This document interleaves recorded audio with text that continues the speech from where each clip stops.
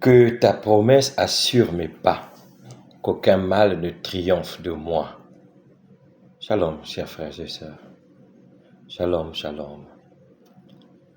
Ce jour, nous avons encore le message de Dieu qui crie dans nos oreilles, qui nous montre combien le Seigneur est notre modèle.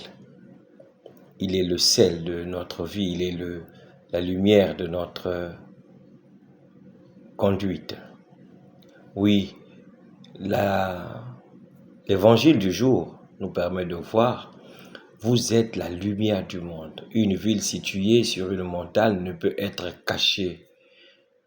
Vous êtes le sel de la terre, mais si le sel devient fade, comment lui rendre de la saveur? Nous sommes les chrétiens qui devront être le métronome de cette terre.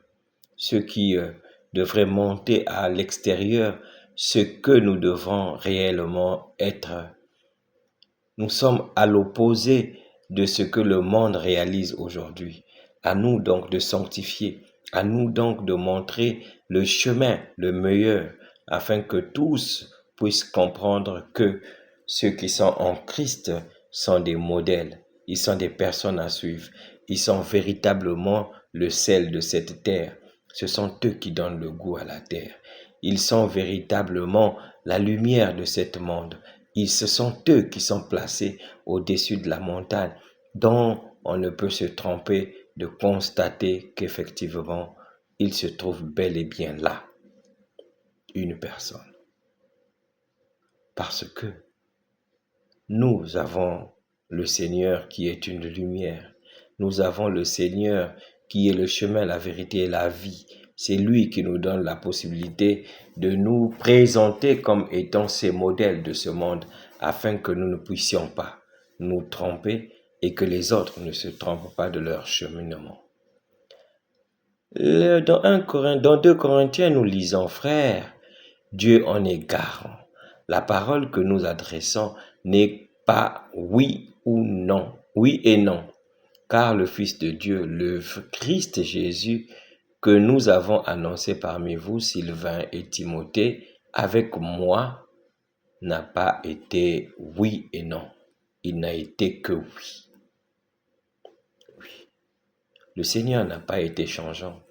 Il n'a été que cette acceptation, ce oui qui a permis à ce que la rédemption nous parvienne. Alors, le Christ ne pouvant pas être changeant, nous qui sommes ses disciples ne pouvons pas non plus être changeants. Nous présentons justement la meilleure facette du Christ, la partie des chrétiens que nous sommes, afin de donner goût à la vie, afin de donner saveur à ce monde, afin de permettre que ce monde-là puisse marcher sur le droit chemin de la parole de Dieu. Nous ne pouvons pas dire une chose et faire autre. Alors nous sommes tenus d'être des modèles de ce monde. Oui. On nous a présenté le modèle de Marie hier.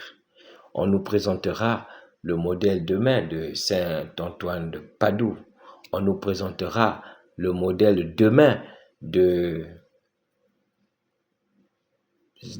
saints.